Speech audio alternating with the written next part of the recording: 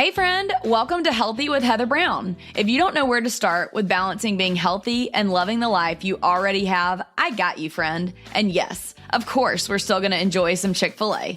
I'm here to come alongside you and encourage you to fall more in love with your creator, your spouse, your kids, and your own health journey.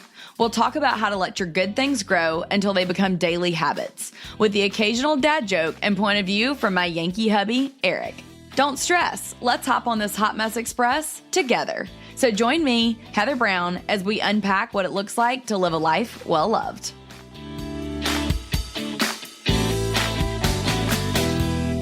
Hello, everybody. Welcome back to another episode of Healthy with Heather Brown. I am so excited for y'all's excitement about this episode because ever since I did my first roundup of Christian podcasts on the My Life Full Love blog many moons ago, y'all have been in my ears about Coffee and Crumbs. Y'all even suggested Ashlee as a guest for the podcast. And guess what? We finally made it happen, you guys. Ashlee is a storyteller, photographer, and founder of Coffee and Crumbs, a platform that encourages women in their everyday lives. And her first book, Create Anyway, just released in March. So without further ado, Ashlee, welcome to the show. Hi, thank you so much for having me. I'm very humbled by that kind introduction. Yes, of course. They literally have been like, when is Ashlee going to be on? Like, she's so awesome. And I really felt like I was like out of the loop, and I feel like I have a pretty good pulse on things. So I was like, well, yes, we do have to get her on the show. Like, how did I not know about her before? Oh, well, I really hope I'm not a huge disappointment to everyone. So I'm going to try to bring my A game to this conversation today. Feeling pressure. You're amazing. You're amazing. It's going to be great. So you started Coffee and Crumbs, you were telling me, how long ago? Yeah, it's been 8.5 years. We'll hit our 9-year anniversary this summer. Congratulations. That's amazing. Thank I'm you. like, you're almost at a decade. Wow. Yeah. Isn't that wild? I don't feel old enough to have been keeping the same job that long. It's right? a really long time. It really is. And it's so crazy how, like, back for our parents and our grandparents, that was nothing to stay in a job for 5, 10, 15, 20 years. But I feel like in our generation, it's like people just change all the time, Yeah, absolutely. Yeah. So what does the evolution of your business look like, Ashlee? And how did you get started with Coffee and Crumbs? You kind of just give everybody a little bit of a background in case they don't, by some crazy happenstance, don't follow you. Yeah. So, we were chatting right before we got on this interview. I think you had called yourself a blogging dinosaur, which I am as well. Yes. So I would say that the evolution of Coffee and Crumbs really even started with my personal blog. I've kept a personal blog since 2009. So that was back before Instagram, before Pinterest, before Substack and all the fancy things we have now. And also back before it took you 15 hours just to keep all the platforms running on a weekly basis. Totally. Yeah. It was just a simple WordPress, just, type it out, hit publish and move on with your life. But blogging was really similar to what social media is today. There was a whole community around it. There was a whole group of people sort of quietly sharing their lives on the internet. And there was this kind of little spiderweb network of women doing that. And that was sort of where I kind of got my start in, I would say, writing publicly and sharing my writing publicly. And I really fell in love with the practice of just connecting with other people through stories. It was a really kind of a pivotal time in my life where I had just graduated college and wasn't really sure what I was doing with my life, sort of just stumbling around a little restless. We've all been there. It's normal. Yeah. It's like hopping around from corporate job to corporate job, just kind of trying to figure out, who I was and what I wanted to do. And blogging was sort of this really sacred little space for me where I felt the most myself, I guess, is sort of probably the cheesiest way to say that, but the truest way to say it at the same time. Yes. And so after personal blogging for, a number of years, I became a mother in 2012. And, motherhood really shifted and changed me in a lot of ways and also kept me the same in a lot of ways. And I think at that point, I was really sort of trying to figure out, what motherhood was going to do for my writing, how my writing was sort of changing and evolving. And did I want to keep writing stories? And did I want to incorporate motherhood into those stories? And what does that look like? And so I messed around with that for a little while and started kind of incorporating more of my motherhood into my personal blog. And then it was about 1.5 years into motherhood. So I had a toddler at the time where I started really looking around for more places online to submit my writing. I was starting to take writing a little bit more seriously, kind of starting to dream and wonder, gosh, could I be a writer? Could I be a real writer? And what does that look like? And what does that mean? And what's the next step? And I was looking around at the time online trying to find places to submit my writing about motherhood. And I just wasn't really finding a good space for that. Everywhere I looked, I felt like at the time, so this was back circa 2013. Nowadays there are a lot of beautiful, honest, just really kind spaces for mothers on the internet. But back in 2013, that wasn't super normal. And I just found that everywhere I looked, there was a lot of clickbait content. There were a lot of portrayals of motherhood that were overly glamorized and staged. And I just couldn't seem to find anywhere on the internet where women were just writing gritty stories together, just vulnerable accounts of what motherhood was really like and the hard parts and the beautiful parts and the broken parts and the redeeming parts. I was looking for this sort of like whole picture of what motherhood was. And I wanted to contribute to that. And I couldn't find it. And so one day in the shower, God sort of just dropped this like fully formed idea in my head that, I should start the place that I couldn't find. And it just kind of fell into my brain, like really fully formed. I knew right away what I wanted it to look like and feel like and function like, what I wanted the mission of it to be. I mean, it was this fully shaped idea that just accosted me one day in the shower. And so literally that day I got out of the shower, I threw my hair up in a towel, cracked open my laptop, fired off an email to a bunch of my friends who were writers and mothers. And hey, I'm going to start this thing. I'm feeling called to this. Do you want to do it with me? This is what it's going to be like. And, a bunch of them said yes. And we've been pretty much running ever since. I really liked a lot of the words that you use, like redeeming and storytelling, and even just how you went to your community with that idea. One of the things that we've been talking a lot about recently in the Healthy with Heather Brown and Mindful Love space is what it looks like to explore biblical community with women in your space. And I just want to tell you, first of all, that when I went to your website and you use the word the way that it feels, your website feels like it has God's presence and just like women's hearts all over it. So thank you for creating that space. I think you're right. God did call you into that. I think that's so neat. But we've been talking a lot about this almost like missing piece in the puzzle right now, where it feels like, you want to address women's mindsets, their spirit, their physical health, all these things, and also community in that. How do you feel like you've been able to walk through that journey with moms, and how do you encourage them in their mind, body, spirit, living in a broken world, but as Christian women? First of all, I just want to thank you so much for your kind words about just what you felt like when you came to our website. That brings tears to my eyes, literally. Just really validating to hear that. So I really appreciate you. Yeah, that is such a big question.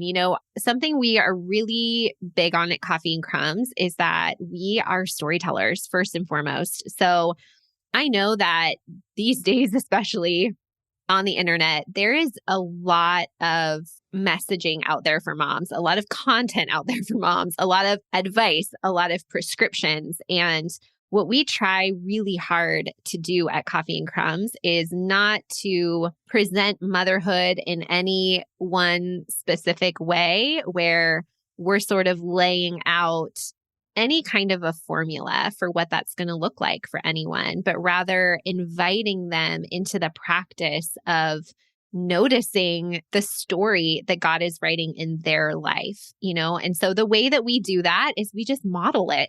I mean, that's really all we do. We tell stories at Coffee and Crumbs. That is the bulk of what we do. That is the heartbeat behind our work. We tell stories. And our hope and our prayer is that we can invite women into that space with us, into our stories, but also inviting them into the practice of writing their own stories, noticing their own stories, seeing their own stories unfolding in the world. And I think the impact that has on our mental health, our emotional health, our spiritual health, it's hard to describe. It has a really profound impact on all of those things. So obviously your book's coming out. We're super excited to talk with you about that. Congratulations on that as well. Thank you. But I do feel like what we're talking about is kind of tying into some of the things that you said. And the next question I will ask you. So I'm going to read a little excerpt from it. Is that okay? Sure. Okay, boom. Y'all get excited because this is good. I'm like, I read this and I was like, whoa, I was immediately hooked. So it says, motherhood cracked me wide open, and I became desperate to capture the nuance of that newfound love through words and photographs. I had art burning in me all the time, but I constantly wrestled with the idea that I couldn't mother without sacrificing my art, and I couldn't make art without sacrificing my motherhood. I only saw subtraction, how the math couldn't possibly add up. It's taken me 10 years of practice to finally embrace the idea that when we allow motherhood and creativity to collide, magic happens. So first of all, I love that. I just think it's the way that you wrote it is so beautiful and raw. And I think that that's why it spoke so much to me. And I know your book is going to be so powerful in so many women's lives. So can you just elaborate some more on some of the turning points that help you embrace that truth? I see a lot of moms struggle with what is my purpose ultimately? Or, I just don't feel like I can take the time for myself to dabble in my art or my writing or my movement of my body or whatever it is. I would just love to hear kind of what helped you embrace that truth. One of the most popular questions I hear is, how do you do it all? Or, can I pick your brain? And I always laugh because my knee-jerk reaction is, oh girl, I don't do it all. And now I have a way to let you pick my brain about my business. I have an incredible team of women helping me manage my crazy behind the scenes and keeping my life well loved and this podcast running smoothly. Because Lord knows I'd be a hot mess express trying to do it all myself. This year, I launched a course where I finally do a deep dive and share all the raw details about how I built my business and team to where it is today. My COO, Alyssa, and I recorded over 2 hours of video into 9 lessons to create a course that reviewers are saying is unlike anything else out there. Hey, their words, not mine. But hold on, the videos aren't all. I'm going to read you my list of what it includes so I don't forget any of it. There's a 28-page workbook with questions to move you from stuck as a solopreneur to thriving as a team, or even just hiring your first assistant, with smart goals and steps to guide you from point A to point B efficiently. A behind-the-scenes look at our application, hiring process, and critical onboarding process, my cannot-miss first step in hiring a new employee, and how to cultivate a team buy-in. There's a deep dive on my team's inner workings, our operating systems, favorite apps, and index full of time-saving tools we use to keep our team running smoothly. If you're ready to take your business, side hustle, or network marketing lifestyle to the next level and grow a team, I'm your girl. Head to www.mylifewellloved.com/team to grab yours today. Yeah. It was so fresh when I first became a mother. I think that was the hardest transition, of learning how to be a mother and not forget about or let go of the other parts of myself that were still there, that were still longing to be there and longing to be part of my life and part of my days.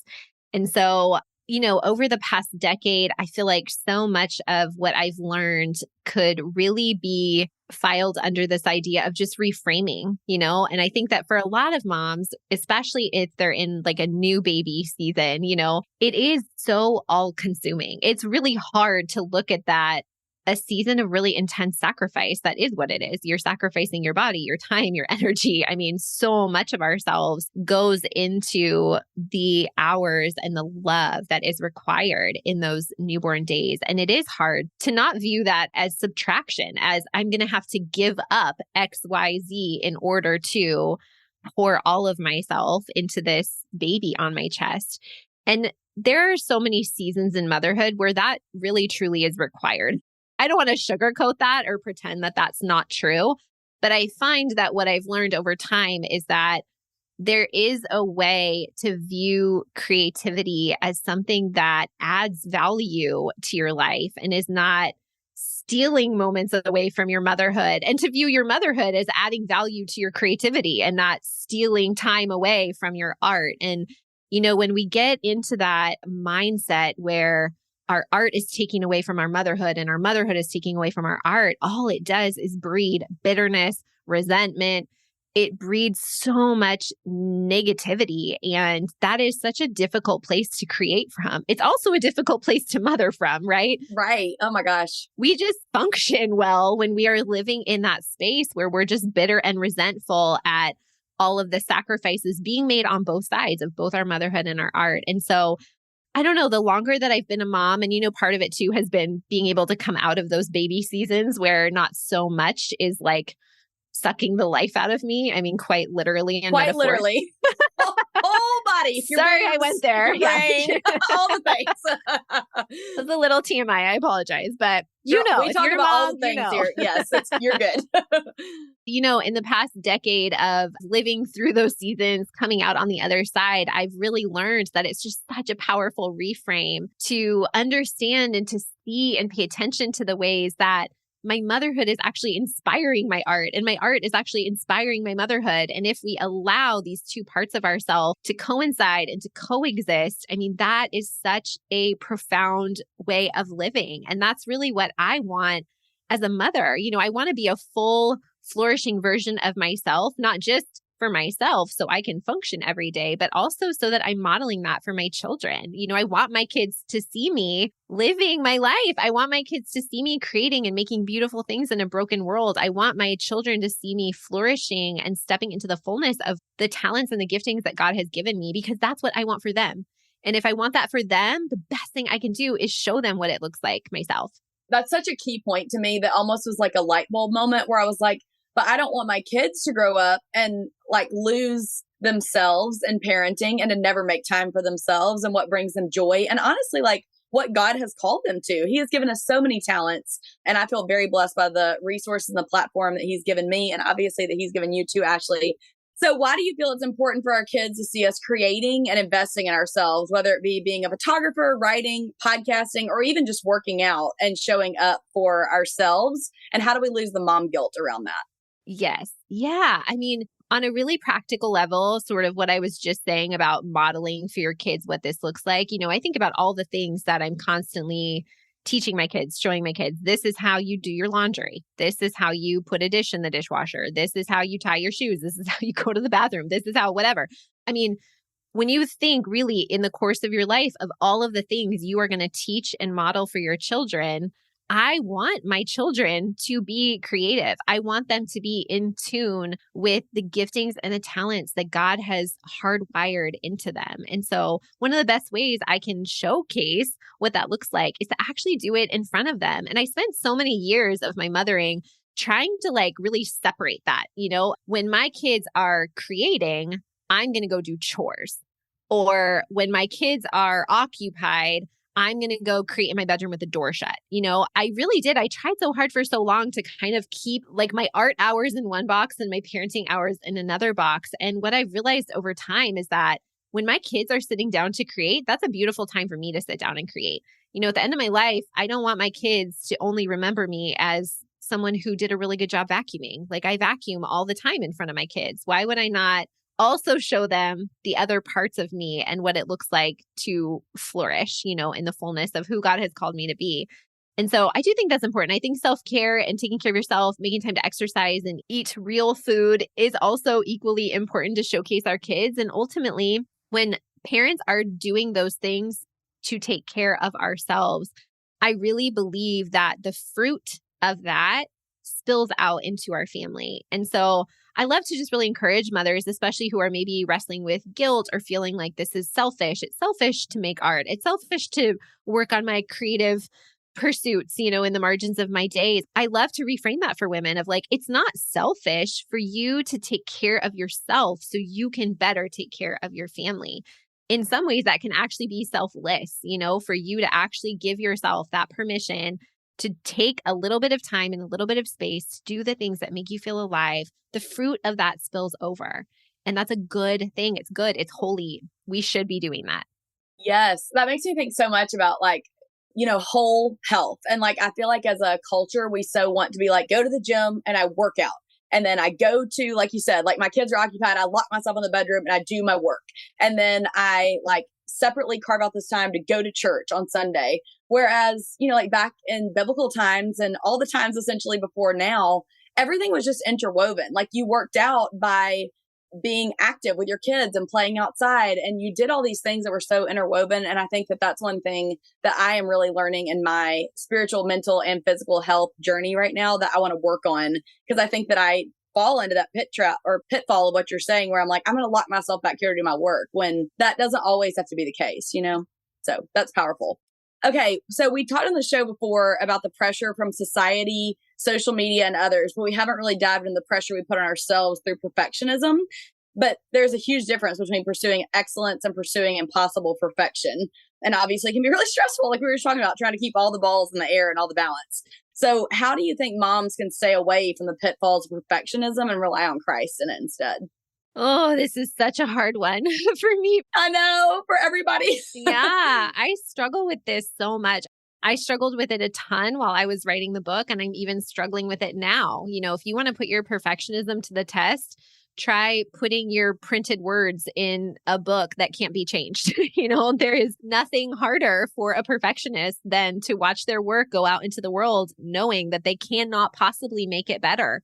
And yet, it's not as good as it could be. I mean, that has been such a practice of surrender for me. I'm still experiencing it. This book is coming out in a couple of weeks, and I panic all the time about all the ways I wish it were better, all the sentences I wish were stronger. And yet I have to let it go. I have to surrender. And for me, again, I keep using the word reframe, but it's like the word of the day that keeps coming back to mind here. But for me, I mean, what really helps me battle perfectionism, and I say battle in the present tense because this is something I am actively battling right now as we're having this conversation, is just this reminder that, God asks us to be obedient. He has never asked us to be perfect. That is not something he requires of us. That's the whole gospel message, right? We are not perfect, yet we were saved by the one who is. And so when I put myself in my own proper place, right? Like so much of this is putting the right emphasis on the right thing. And I think at the end of the day, reframing this from how can I make my work perfect to accepting and surrendering the idea that I can't, and then fully embracing, but was I obedient? Did I give my all? Did I put everything I had into this? I did. I put everything I had into this, and I was obedient to what God asked me to do. And that's all that I've been asked for. That's all that was asked of me. And there is a peace in accepting that. And yet, in my experience, it is still something I have to remind myself of, like literally every day. Well, I think that's really neat that you're willing to be raw with that and to share what you're still struggling with, because I do think a lot of times when people read Christian authors, they just have them in this pedestal in their mind, much like what they do with a pastor or someone else. And so I think it's really beautiful you're willing to share that little bit of honesty of just like, yeah, and this is where I'm currently struggling. You're never there. You've never like arrived at the perfect Christian health or mental health or spiritual health. It's something we're always working on 1% better every day. Hi, friend. Are you enjoying this episode? Hit that plus sign in the top right of your Apple Podcast app, or the follow button in your Spotify app, or wherever you're listening. That way you automatically get each new episode without having to search for it. You're welcome. 100%. Yeah, I would say, I mean, every single chapter of this book is something I am still actively living out, breathing out, working through, wrestling through. It doesn't really have an ending point or an arrival place, but I think that's what was so special about getting to write it, is just knowing I don't have all the answers, but here's everything I know, and here's everything I've learned, and here's everything I'm still struggling with. And here it is. It's just an offering. The more you learn, the more books you can write. So perfect. I don't know if I'm going to write any more books. This one was really special, and I'm glad that I got to write it. Do you mind me asking why you say that? What makes you say that? Was it something about the process? Yeah. So, I mean, just full transparency. I never thought I would write this book. This was not a burning desire in me. This was another fully formed idea God just dropped into my brain, along with the conviction that I was to move forward with it. And after that happened, there were a series of events, of doors flinging open, and I could almost feel the wind of the Lord at my back, just kind of pushing me forward. And so this whole experience of writing this book was unexpected. It was very surprising. I worked on this book all through the pandemic. Not great timing, to be honest. Sure.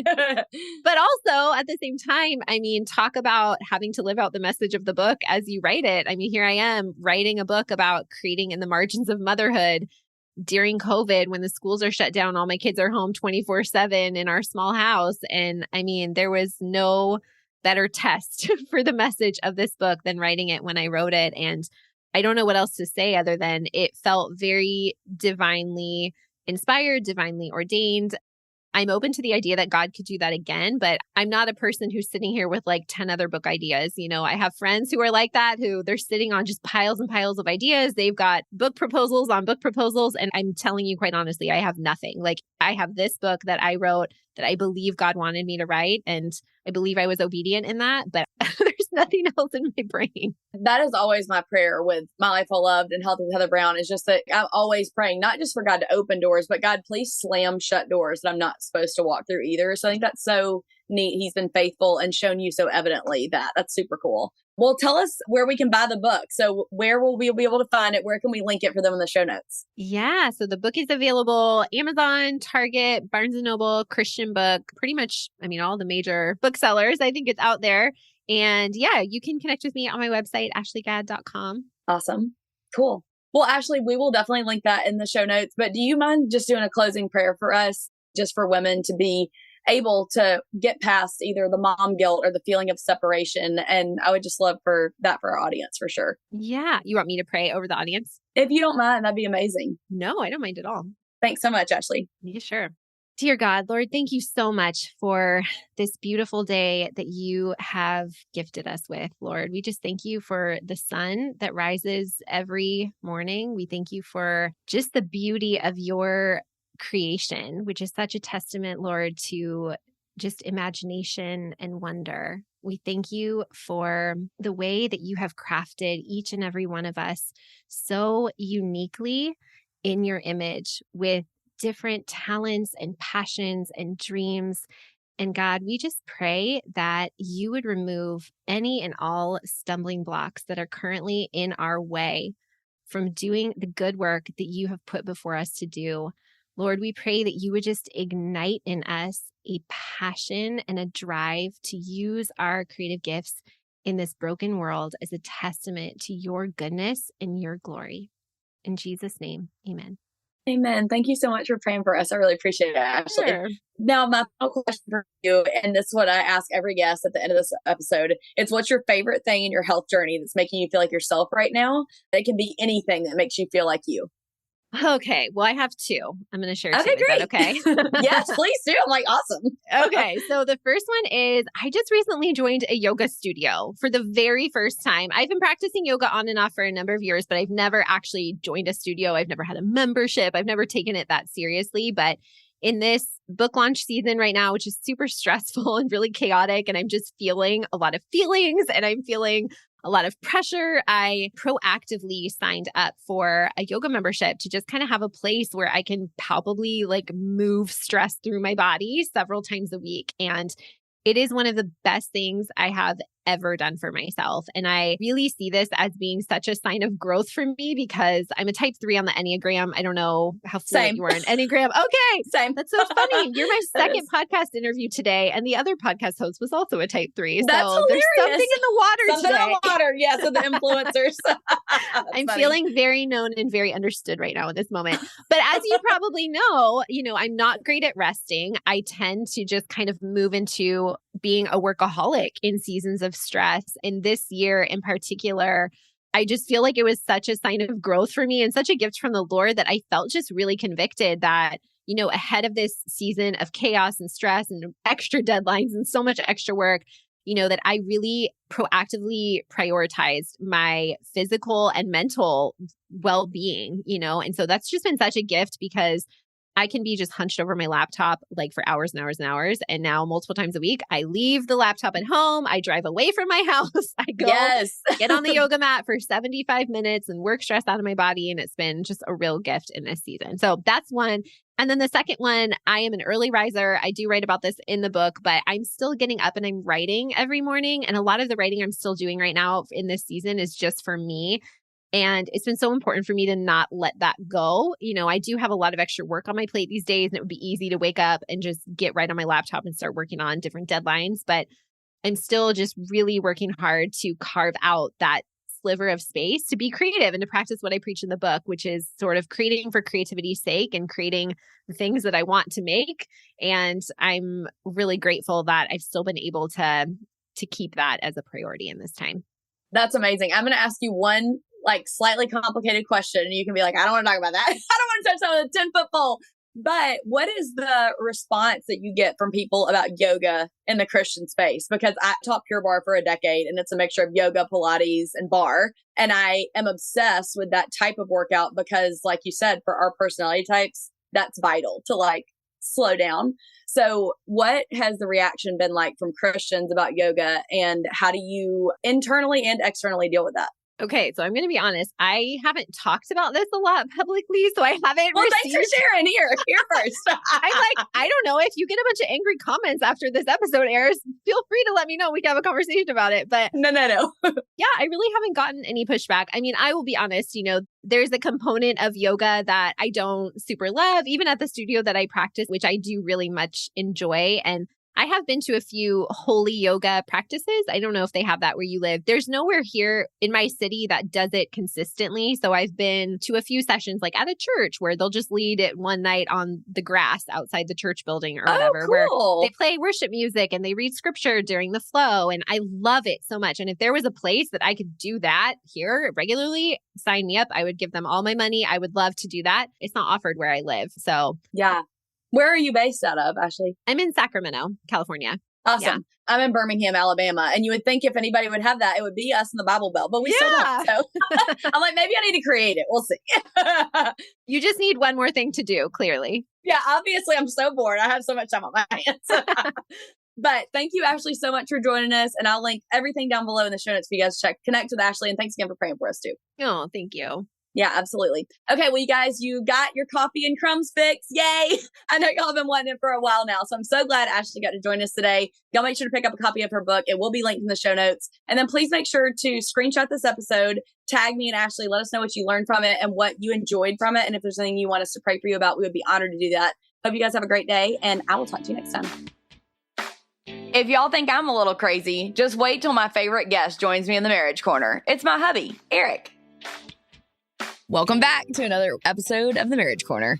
Can I just say I am feeling so much more energetic than our last Marriage Corner. I was feeling, I think my blood glucose was probably around 30. I was probably pretty close to going into a seizure if I had to guess. I'm not going to lie. At one point, I was like, do I need to shake him? Like, is he about to literally fall out of the chair? But it wasn't a Marriage Corner. It was a full episode. All right. I'm a big proponent of the keto diet, but there is a very real getting used to the keto diet when your blood sugar gets pretty low from eating low carbs. So having said that, I'm back.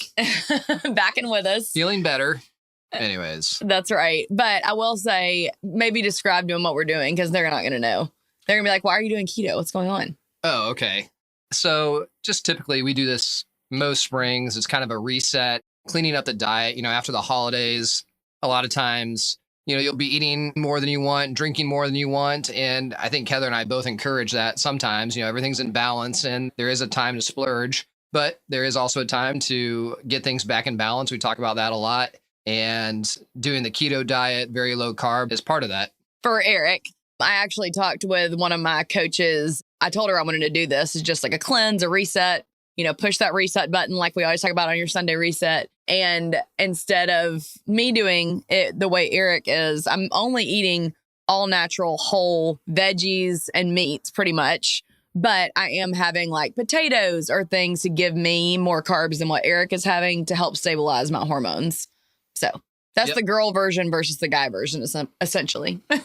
Different reasons for each person. We've done it before, and I have found that if you want to lean out a little bit as well, too, the keto diet, if you want a relatively quick fix and you want to lose a few pounds pretty quickly, obviously limiting your amount of carbs is going to help with that. And once you get into ketogenesis, you start to burn fat faster, and you can definitely lose a few pounds fairly quickly. Yeah. So obviously check with your doctor or your trainer if you think you might try something like that, because I think it is wise to point out that Eric and I have been in the fitness and like health space for a long time. So it's not like we just cold turkey start keto with like no idea what to expect. So definitely, if you've never done anything like that before and think like, I just want to get skinny in a swimsuit, just make sure you're being responsible and make sure you're finding your why and doing it with the whole gamut of health. We're really thinking of it as a 6-week reset, I would say, right? Agreed. Yeah. Back to the basics. And the label reading mindset, we definitely gotten away from that. So I'm glad to be back at it. Yes. All right. So back to the Marriage Corner. being from Indiana, I am a huge basketball fan. Grew up watching all the tournaments, watching the brackets come out. You know, every March, my dad would sit me and my brother and sister down. We would fill out our brackets. I'll never forget when my sister picked UCLA to win. Great pick by her. But anyways, we're doing something a little bit. So she did win, is that what you're saying? She did win. Okay. It was a great pick. I don't think I've ever won a bracket challenge, but she has. So anyways, I'm sure she didn't let you forget it. We're kind of going off that March Madness theme with the brackets and everything like that. I thought it would be fun because Heather has been talking with me about wanting to watch some movies together, specifically some chick flicks.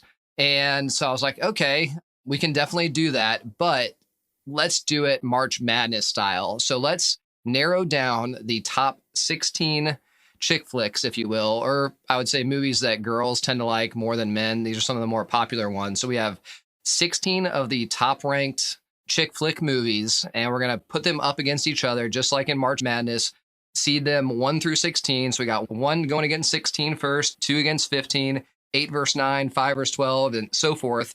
And we're going to talk about these fairly quickly. We're not going to go into detail about all the movies because, one, Heather has not seen all of these movies. That is true. It's a problem. We're going to go through them one by one, go through the matchups until we get down to the top chick flick movie. This is our chick flick madness in April. And then Heather and I will watch that movie together and go from there. Oh, maybe we'll commentate on the top winning movie in the next Marriage Corner. That could be fun.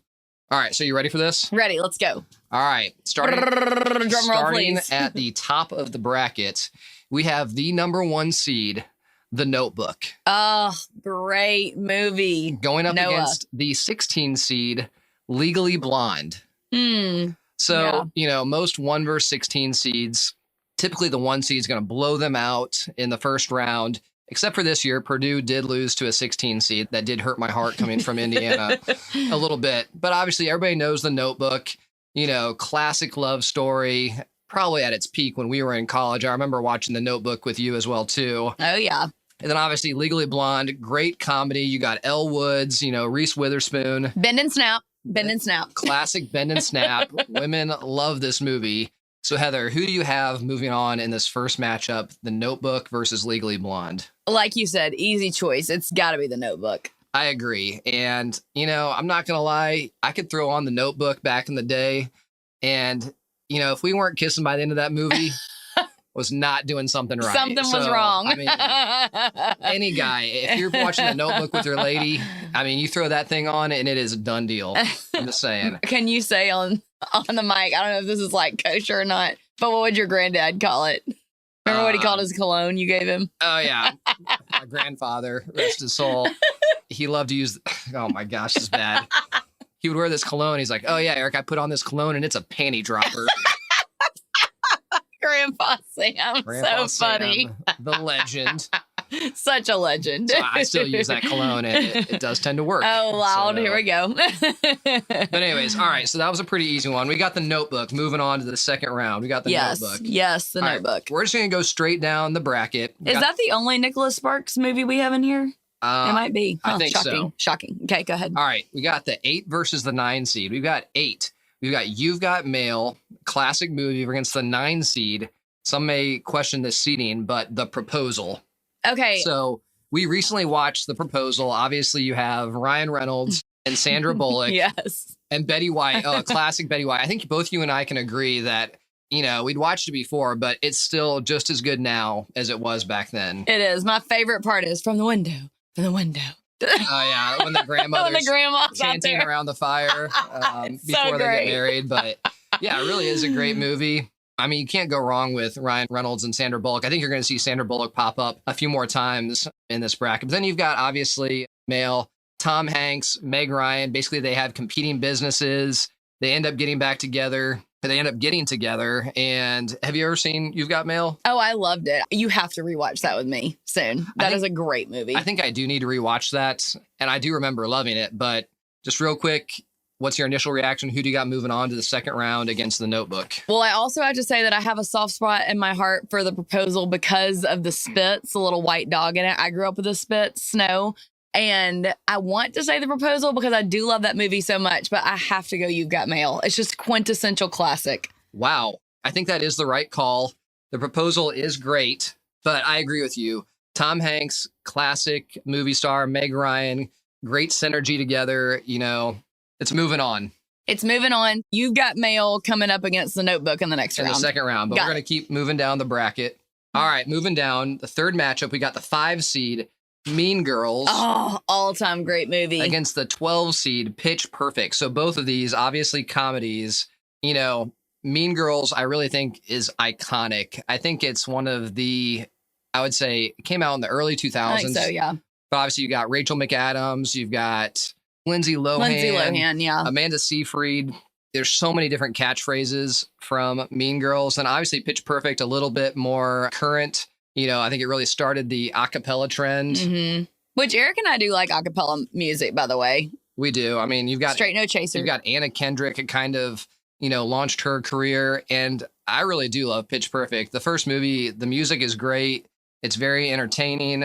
I think I have to just step in, and I think you got to move Mean Girls through to the next round. Oh, 100%. On Wednesdays, we wear pink, baby. We wear pink. I've got my pink cup right here. All right. So Mean Girls, next matchup, we've got the 4 seed, How to Lose a Guy in 10 Days versus the 13 seed. This might be a little bit of a curveball, but we're saying Twilight. I remember when Twilight came out, you were either Team Edward or team was it Jacob? Who's Jacob. The werewolf? Team Edward versus Yeah, Team Jacob. I mean, you've got, once again, Kristen Stewart, you got Robert Pattinson, their first real movies. And Twilight, they dated after the movie, right? So the drama was high. Twilight was a phenomenon. And I still think a lot of women like to watch Twilight, and they like the books.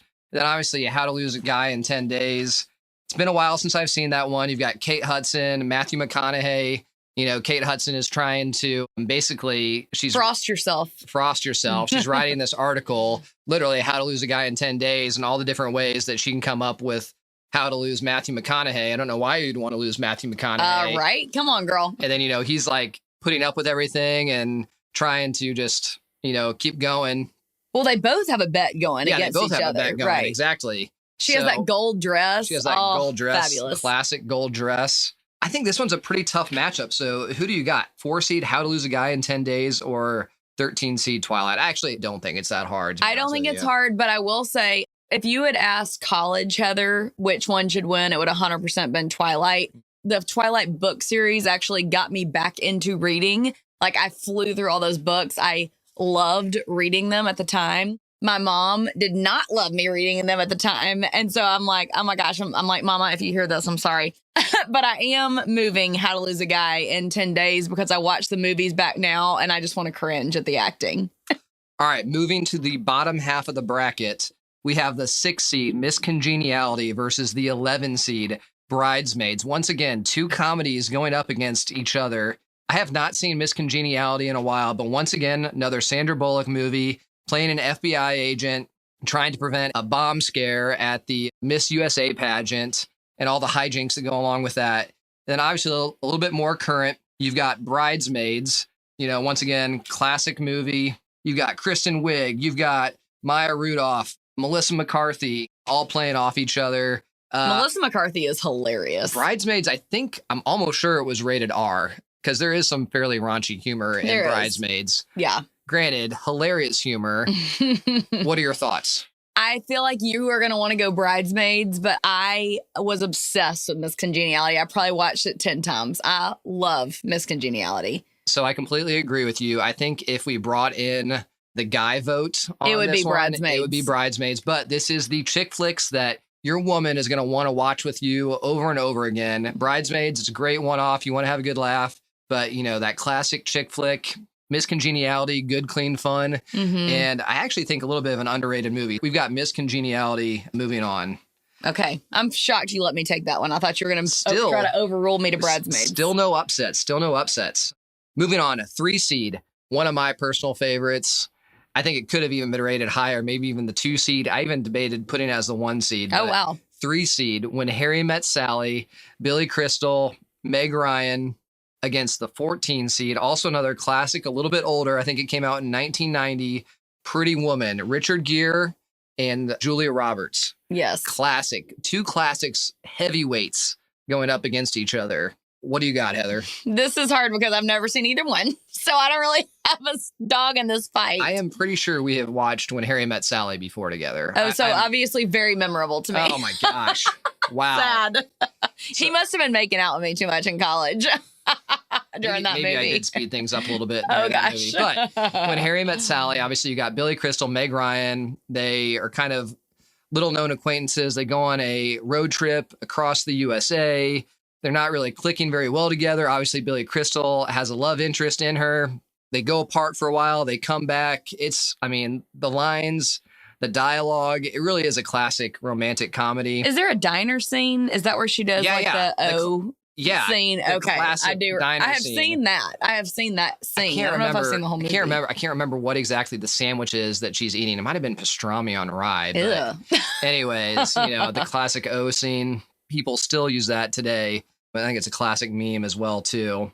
Then Pretty Woman, obviously the classic story of a businessman and a prostitute. So classic. And all that entails with that. Who do you got, Heather? I don't have a really strong opinion, so I'm going to let you choose this one. All right. Well, When Harry Met Sally is one of my personal favorite movies. So I think we got to have When Harry Met Sally. Moving on. Okay, got it. All right. Moving on. When Harry Met Sally, put it on the board. All right. 7 seed versus the 10 seed. We have The Devil Wears Prada, Ooh. 7 seed versus the 10 seed, P.S. I Love You. So Devil Wears Prada, obviously Barbara Streisand, right? No. Oh, sorry, Meryl Streep. Yeah, Meryl Streep. Always get them confused with Anne Hathaway. Yeah. What are your initial thoughts on that movie? The Devil Wears Prada? Yeah. I really liked it a lot. However, do I think that I'm going to say it's like one of the best romantic comedies of all time? Probably not.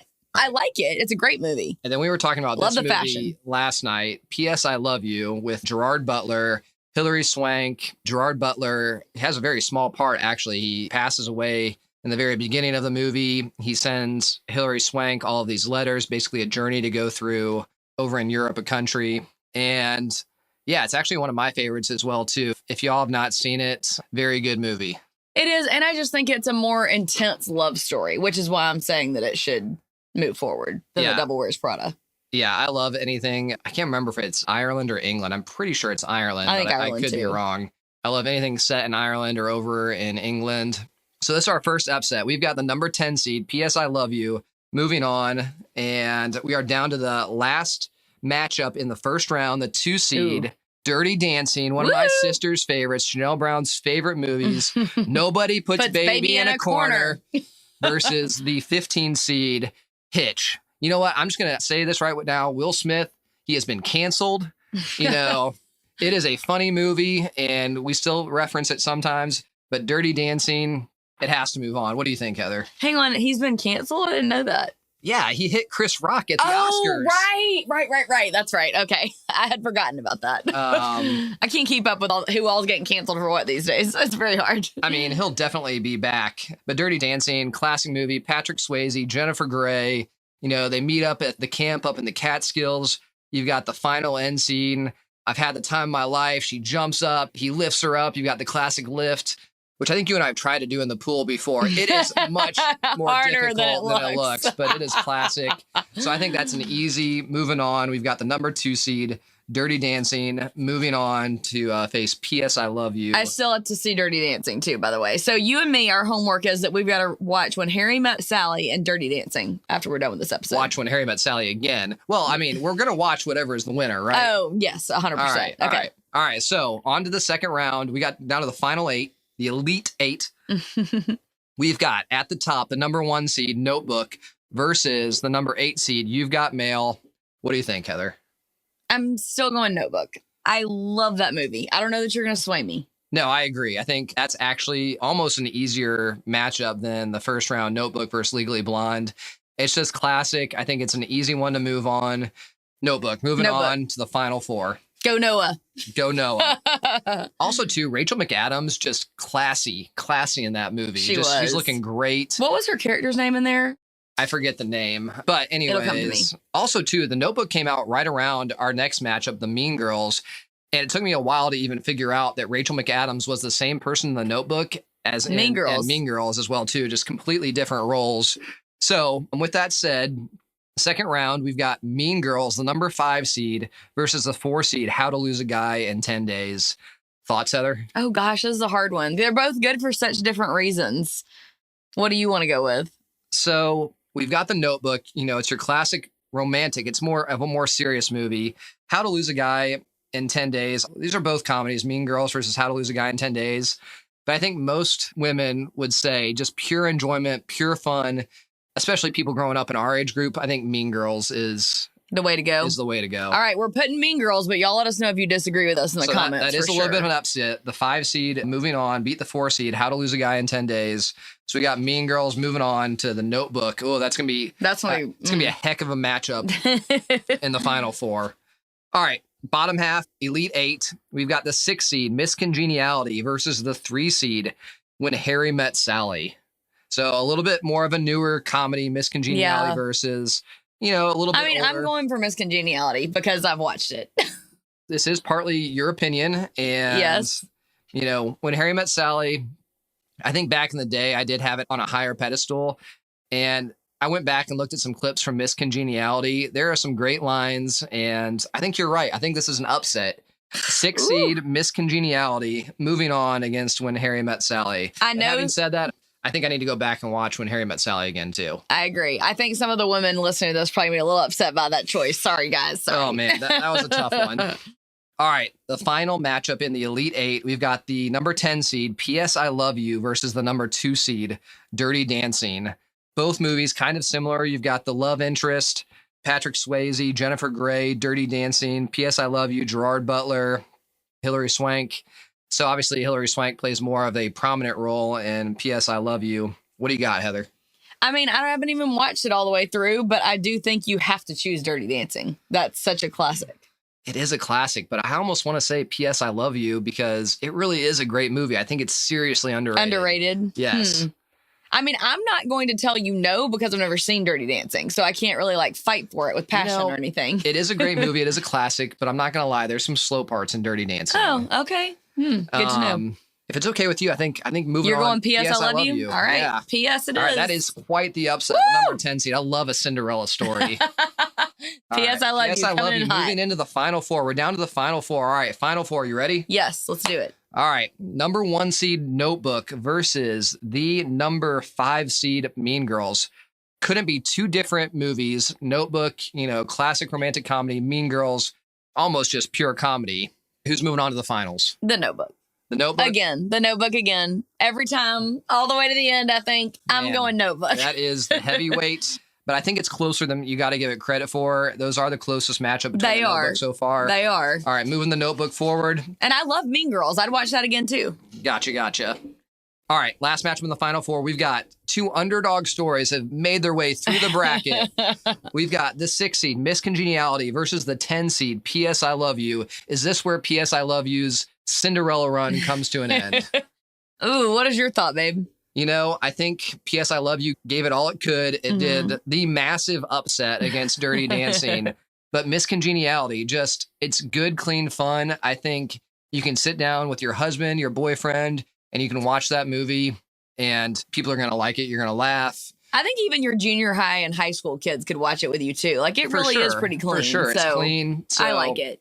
All right. I think we got the 6 seed, Miss Congeniality, moving on. Okay. Moving on up. Sandra Bullock.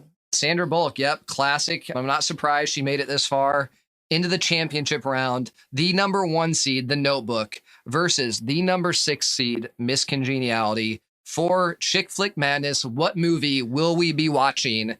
And that will be determined as the Chick Flick Madness champion of April. Hey, The Notebook, all the way to the top, and Heather Brown's opinion. Oh my gosh, I have not seen that. Hey, if it works out now like it did back then, oh gosh, I am putting The Notebook number 1. It will always be number 1. You know, the number 1 seed just really just went right through that bracket like a warm knife through butter.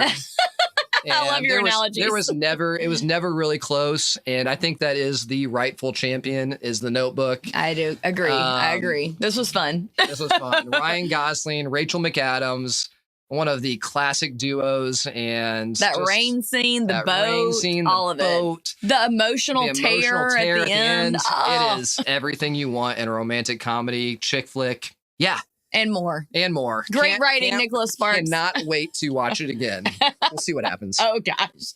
Okay, well, thank you guys for joining us for this fun segment. Leave some comments. Let us know what you think about our ratings, who you think maybe should have been the champion. If there's any more upsets, would love to hear it. Yes, for sure. Please screenshot, share it on Instagram, tag us, and we can't wait to hear who you think should be the number one seed. Catch you next time. Hey, if you're loving the show, click that follow button on your podcast app. This will ensure you won't miss a single episode. I'll see you next time.